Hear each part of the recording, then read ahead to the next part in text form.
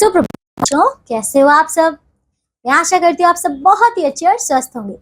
तो बच्चों, आज की कक्षा में हम शुरू करने वाले हैं हमारा अध्याय नंबर 16 है, जिसका नाम है वाच्य, यानी कि बच्चों वॉइस। समझ आ रहा है? तो आइए हम शुरू करते हैं हमारा ये नया अध्याय वाच्य। ठीक है, देखिए बच्चों, तो चलिए सबसे पहले हम जान लेते हैं इसकी परिभाषा। ठीक है, देखो बच्चों, क्रिया के जिस रूप से यह पता चले कि उसके लिंग तथा वचन का प्रयोग कर्ता कर्म भाव में से किसके अनुसार किया गया है उसे हम वाच्य कहते हैं। ठीक है ना, तो ये है इसकी परिभाषा। लेकिन बच्चों आइए इसे हम कुछ उदाहरणों से समझेंगे। ठीक है, तो बच्चों यहाँ पे कुछ चित्र दिए गए हैं, तो इन्हें हम देखेंगे, पढ़ेंगे और समझेंगे। ठीक है, देखो बच्चों, वाच्य का शाब्दिक अर्थ होता है बोलने का विषय। समझ आ रहा है बच्चों? देखिए, जैसे कि लड़कियां विद्यालय जा रही हैं। ठीक है, फिर देखिए धोबी कपड़े धो रहा है। ठीक है ना, तो चलिए बच्चों देखो, ऊपर के वाक्यों की क्रिया कर्ता के लिंग और वचन के अनुसार प्रयुक्त हुई है ना। फिर देखिए यहाँ पे लड़कियां, देखिए लड़कियों से विद्यालय जाया जा रहा है ना।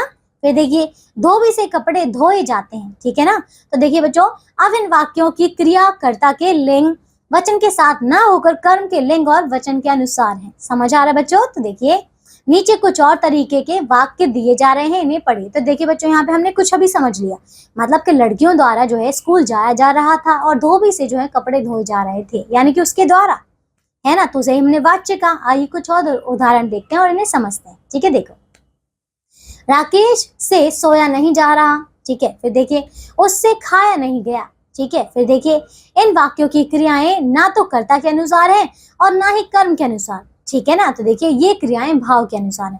समझ आ रहा है? यानी कि बच्चों देखिए, अब देखिए उससे खाया नहीं गया, यानी कि क्या है यहाँ पे, ये उसका भाव है ना। चलिए अब देखिए बच्चों, इसके हम भेद पढ़ते हैं। ठीक है, देखो बच्चों, तो वाच्य के 3 भेद हैं बच्चों। पहला है कृतवाच्य, दूसरा कर्मवाच्य और तीसरा बच्चों भाववाच्य। ठीक है, देखो, तो आइए एक एक करके इन्हें हम जानते हैं।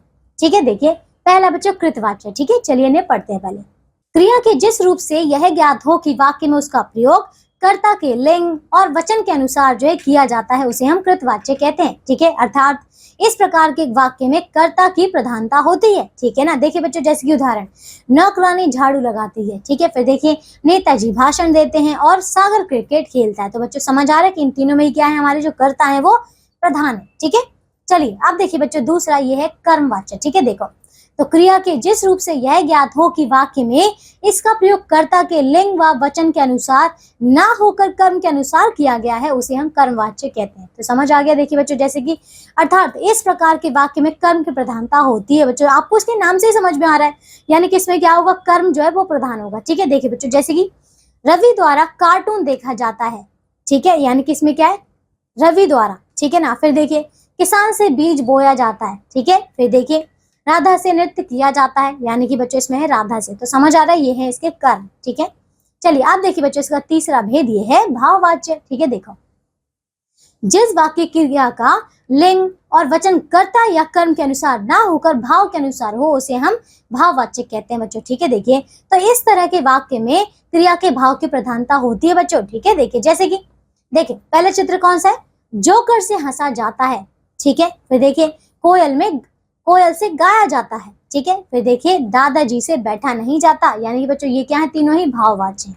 ठीक है ना, चलिए अब देखिए बच्चों, यहाँ पे वाच्य संबंधी कुछ महत्वपूर्ण बातें। तो आइए बच्चों देखें कि यहाँ पे कौन सी ऐसी बातें जो कि हमें जाननी अति आवश्यक है। ठीक है, देखिए पहला बच्चों देखो कृतवाच्य। ठीक है, कृतवाच्य में सकर्मक और अकर्मक दोनों तरह की क्रियाएं प्रयुक्त होती हैं। ठीक है, जैसे कि बच्चों देखिए यहाँ पे रवि पुस्तक पढ़ रहा है, ये क्या है यहाँ पे सकर्मक क्रिया, और दिनकर हंस रहा है, ये क्या है, इसकी अकर्मक क्रिया। ठीक है, अब दूसरा देखिए बच्चों, कर्मवाच्य के वाक्य कर्ता के बिना भी हो सकते हैं बच्चों। ठीक है, देखिए जैसे कि वहां सड़कें बंद नहीं की जा रही हैं। ठीक है ना, चलिए अब देखिए बच्चों, तीसरा इसका भाववाच्य के वाक्य भी कर्ता के बगैर बन सकते हैं बच्चों। ठीक है, देखिए जैसे कि अब खाया नहीं जाता। ठीक है, अब और चला नहीं जा रहा। ठीक है ना, चलिए अब देखिए इसका चौथा जो है, वाच्य में यदि कर्ता के साथ ने आया हो तो क्रिया कर्ता के अनुसार ना होकर कर्म के अनुसार होती है बच्चों। ठीक है, देखिए जैसे कि विधि ने हाथ धोए।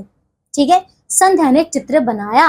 ठीक है, पुनीत ने कविता पढ़ी। समझ आ गया? चलिए अब देखिए बच्चों, कृतवाच्य से कर्मवाच्य बनाना। आइए बच्चों अब हम देखें कि यहाँ पे कृतवाच्य से कर्मवाच्य जो है किस प्रकार बनाया जाता है। ठीक है, देखिए, तो देखो बच्चों, यहाँ पे कृतवाच्य के वाक्य को कर्मवाच्य में बदलने के लिए कर्ता के साथ से द्वारा या के द्वारा जोड़ दिया जाता है। ठीक है, देखिए जैसे कि बच्चों कृतवाच्य पहले राम कपड़े धोता है।